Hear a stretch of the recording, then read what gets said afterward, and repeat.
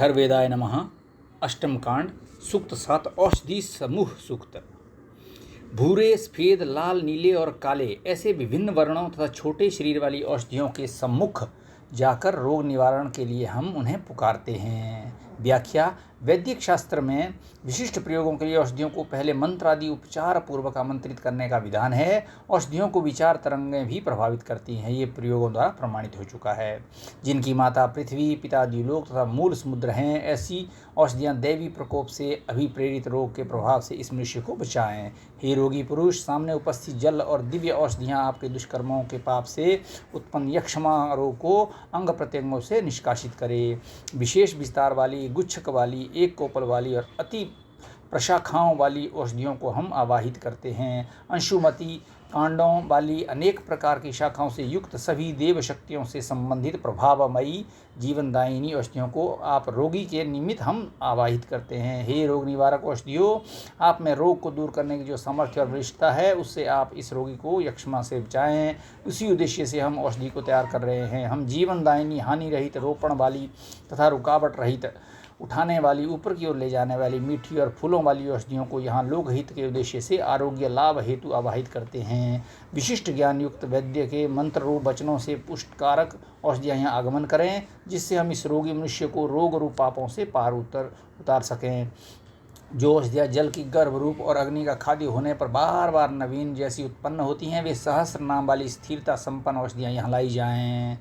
जल ही जिनकी प्राण चेतना है, ऐसी शैवाल में पैदा होने वाली तीक्ष्ण गंध युक्त तीखे सिंगों के आकार वाली जो औषधियाँ हैं, वे पाप रूपी रोग को विनष्ट करे। व्याख्या। यहाँ ऋषि रोगों की उत्पत्ति का कारण पापों को मानते हैं। प्रकृति के नियमों का उल्लंघन ऐसे पाप हैं जो अनेक प्रत्यक्ष रोगों को पैदा करते हैं। मानवीय चेतना के प्रतिकूल स्वार्थपूर्ण कर्मों से मानसिक ग्रंथियाँ बनती हैं तथा मनोकायिक अर्थात साइकोसोमैटिक रोग उत्पन्न पैदा होते हैं। अतः आरोग्य के लिए पापों से निवृत्ति आवश्यक है। रोग निवारण करने वाली जलोदर आदि रोगों की निवारक, रोग निवारण की प्रचंड क्षमता से संपन्न, विषनाशक, कफनाशक और मारक प्रयोगों की नाशक ऐसी जो भी औषधियाँ हैं, वे यहाँ आगमन करें। क्रय से रहित, बल्कि स्वयं जाकर प्राप्त की गई, रोगों को अपनी प्रभाव क्षमता द्वारा दूर करने वाले जो मंत्रों से प्रशंसित अभिमंत्रित औषधियाँ हैं, वे इस ग्राम में गाय, अश्व आदि पशुओं और मनुष्यों का संरक्षण करें। इन औषधियों के मूल, मध्य, अग्रभाग, उनके पत्ते और फूल सभी मीठे होते हैं। ये औषधियाँ मधुर रस से सिंचित तथा अमृत का सेवन करने वाली हैं। ये गौओं को प्रधान स्थान तथा घृत आदि अन्न देने वाली बनाएं। पृथ्वी में पैदा हुई असंख्य पत्तों वाली जो औषधियाँ हैं, वे हमें पाप रूपी मृत्यु से बचाएं। औषधियों द्वारा बनाई गई व्याघ्र जैसी पराक्रमी मणि रोग रूप पापों से संरक्षण करने वाली है। वह मणि सभी रोगों और रोग कृमियों को अन्यत्र ले जाकर विनष्ट करें। जिस प्रकार सिंह की गर्जना और अग्नि की प्रचंड ज्वाला से प्राणी घबरा जाते हैं, उसी प्रकार इन प्राप्त की गई औषधियों से भगाए गए गौ आदि पशुओं और मनुष्यों के रोग नौकाओं से गमन करने योग्य नदियों को लांघ कर सदूर प्रस्थान करें। जिन औषधियों के अधिपति वनस्पति देव हैं, जो भूमि को आच्छादित कर लेती हैं, ऐसे रोगों की निवारक औषधियाँ वैश्वानर अग्नि पर आधारित होती हैं। महर्षि अंगिरा द्वारा विवेचित जो मंगलकारिणी औषधियाँ पर्वतीय क्षेत्रों और समतल स्थानों में पैदा होती हैं, वे दूध की तरह सार युक्त होकर हमारे हृदय स्थल को सुख शांति देने वाली हैं। जिन औषधियों के संबंध में हम जानते हैं और जिन्हें आँखों से देखते हैं, जिन अज्ञात औषधियों को हम जानें, उन सब में रोगों को दूर करने के तत्व विद्यमान हैं। इस तथ्य को हम जानते हैं। वे पर समस्त अपरिचित औषधियाँ हमारे अभिप्राय को समझें, ताकि इस रोगी को हम पाप रूपी रोग से मुक्त करने में सफल हों। पीपल, कुशा, औषधियों का राजा, सोम, अमृत, हवियाँ, धान और जौ आदि ये सब अमर औषधियाँ हैं। ये सब द्युलोक की संतानें हैं। व्याख्या। हवि नष्ट नहीं होती, वे अमर औषधि बन जाती है। औषधियाँ द्युलोक की संतानें हैं। द्युलोक से उत्पन्न दिव्य प्रवाह तथा वर्षा से उनमें दिव्य गुण आते हैं। पृथ्वी जिनकी माता है, ऐसी हे औषधियों, जब पर्जन्य गर्जन युक्त शब्द करता है, तब ऊपर उठो, बढ़ो। इस प्रक्रिया द्वारा पर्जन्य अपने रेतस उर्वर रस जल द्वारा तुम्हारा संरक्षण करता है। व्याख्या। जब बिजली कड़कती है, मेघ गर्जन होता है, तो नाइट्रोजन के से उर्वरक संयोग बनते हैं। इस विज्ञान तथ्य के साथ यज्ञ आदि एवं मंत्रों के सूक्ष्म प्रवाह भी उनके साथ संयुक्त होते हैं, जिससे वनस्पतियों के गुण बढ़ते हैं। उस औषधि समूह की अमृत रूप सामर्थ्य को हम सब पुरुष को पिलाते हैं। इस प्रकार हम इसे औषधि सेवन कराते हैं, जिससे ये शतायु लाभ प्राप्त करे। जिन औषधियों को सूअर, नेबला, सर्प और गंधर्व जानते हैं, उन्हें हम इस रोगी मनुष्य के संरक्षण हेतु आवाहित करते हैं। व्याख्या। सूअर पुष्टिकारक औषधियों को अपने थूथन से खोद खोद कर खाता है। नेवला सर्प विष की तथा सर्प नेवले द्वारा किए गए क्षतों घावों को ठीक करने की औषधियाँ जानते हैं। अच्छा, अंगिरा ने जिन सुंदर पत्तों वाली औषधियों का प्रयोग किया, जिन दिव्य औषधियों की ज्ञाता पशु पक्षी हैं और हंस हैं, उन सभी प्रकार की औषधियों को हम इस रोगी पुरुष के संरक्षण हेतु बुलाते हैं। जिन औषधियों को अहिंसित गौएं रोग निवारण के लिए भक्षण करती हैं और जिन्हें भेड़ बकरियां खाती हैं, वे सभी लाई गई औषधियाँ आपके निमित्त कल्याणकारी हों। औषधि विशेषज्ञ चिकित्सक जितनी औषधियाँ औषधि प्रयोग के ज्ञाता हैं, उन सभी औषधियों को हम आपके कल्याण के निमित्त यहाँ लेकर आ चुके हैं। पुष्पवती, पल्लवों वाली, फलों वाली और फल रहित ये सभी औषधियाँ इस प्रकार पुरुष के सुख शांति के विस्तार हेतु श्रेष्ठ माताओं के समान दुही जाएं। 5 प्रकार के 5 कर्म इंद्रियों तथा 10 प्रकार के 10 इंद्रियों के कष्टों से, यम के बंधन से तथा सभी देवों के प्रति किए गए पापों से तुम आरोग्य की इच्छा वाले हो को ऊपर उठाया गया, मुक्त किया गया है। सूक्त नंबर 8, शत्रु पराजय सूक्त। शत्रुओं की नगरियों को ध्वस्त करने वाले इंद्रदेव शूरवीर और समर्थ हैं तथा शत्रु के सैन्य दल को मथने वाले हैं। वे मंथन प्रारंभ करें जिससे हम शत्रु सेना को विभिन्न ढंग से मार सकें। शत्रु सेना पर प्रहार हेतु जलाई गई दुर्गंध युक्त रस्सी इस शत्रु सेना में दुर्गंधित धुआं पैदा करे। धुएं और अग्नि को देखकर हमारे मित्रों के हृदय में भय स्थापित हो। हे अश्वत्थ, पीपल तथा अश्वारोही, आप इन शत्रुओं का संहार करें। हे खदीर, खैर वृक्ष अथवा शत्रु भक्षक, आप इन शत्रुओं को भक्षण करें। ये एरंड की तरह टूट जाएं। बद्ध करने वाले उपकरणों से इनका हनन करें। पुरुष अर्थात कठोर आवाहन उक्तियाँ इन्हें सैनिकों को उत्तेजित करें और बद्ध करने वाले शस्त्र हिंसक विधियों से इनका वध करें। बड़े जाल व्यूह से बंधे हुए ये शत्रुगण सर कंडे की तरह सहज ही टूट जाएं।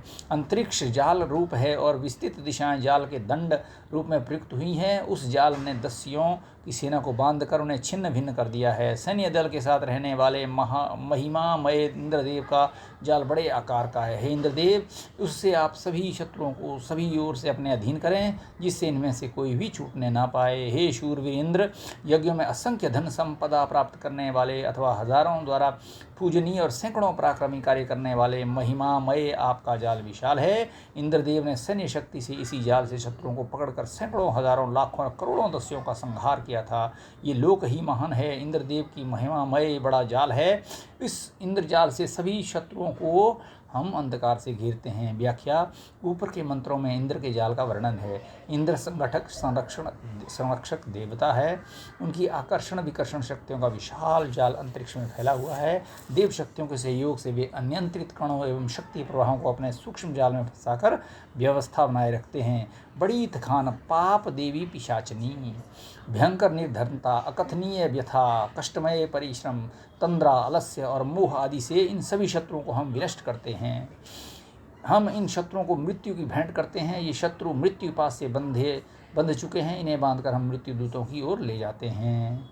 हे मृत्यु दूतों, इन शत्रुओं को ले जाओ। ये यमदूतों, हे यमदूतों, इनके नरक को पूर्ण करते हुए हजारों सैनिकों को मृत्यु की भेंट करो। रुद्रदेव का आयुध इनका संहार करे। साध्य देव एक जाल दंड को उठाकर बलपूर्वक शत्रुओं की ओर जाते हैं। इसके साथ एक जाल दंड को रुद्रदेव, एक को वसुदेव और आदित्य देवों ने एक एक जाल दंड को उठाया है। विश्व देवा, समस्त देवगण ऊपरी भाग से दुष्ट शत्रुओं को दबाते हुए बलपूर्वक गमन करें और अंगिरास बीच में सेना का संहार करके भूमि पर फेंक दें। हम वनस्पतियों द्वारा बनी हुई औषधियों, लताओं और 2 पैर वाले मनुष्य आदि तथा 4 पैर वाले हिंसक पशुओं को मंत्र सामर्थ्य से प्रेरित करते हैं जिससे वे शत्रु की सैन्य शक्ति के संहार में सक्षम हो। गंधर्व, अप्सरा, सर्प देवगण, पुण्यजन, देखे गए तथा न देखे गए पितरजनों को हम इस ढंग से प्रेरित करते हैं जिससे वे शत्रु सेना के विनाश में सक्षम हो। ये शत्रुओं, ऐसे हजारों मृत्यु के पास रख दिए गए हैं जिनको पार करते समय तुम्हारा सुरक्षित रहना कठिन है।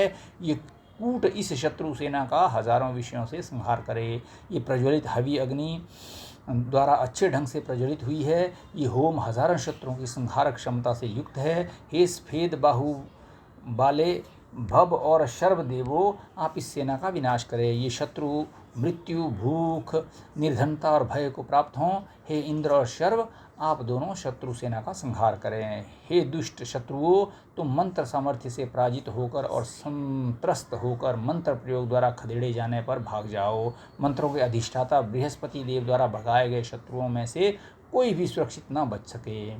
इन शत्रुओं के अस्त्र शस्त्र नीचे गिर जाएं, पुनः ये बाण को धनुष पर चढ़ाने में सफल न हो पाएं, भयभीत स्थिति में इनके मर्म स्थल बाणों से बिंध जाएं।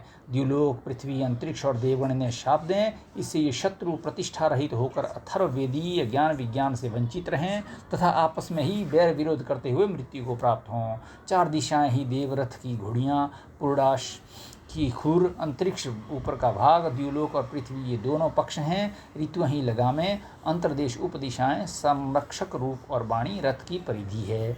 संवत्सर की रथ रूप परिवत्सर, रथ में बैठने का स्थल, विराट जोतने का दंड, अग्नि इस रथ के मुख्य रूप, इंद्रदेव बाईं तरफ विराजने वाले और चंद्रमा सारथी रूप हैं। इधर से जय और उधर से विजय प्राप्त हो, हम भली प्रकार जय प्राप्त करें, इसके लिए ये आहुति समर्पित हो। हमारे ये मित्र वीर विजयशील हों, शत्रु सैनिक पराजित हो जाएं, इसके लिए आहुति समर्पित हो। नील एवं लोहित यानी ज्वालाओं से हम सभी शत्रुओं को दमित करते हैं। ओम अथर्ववेदाय नमः।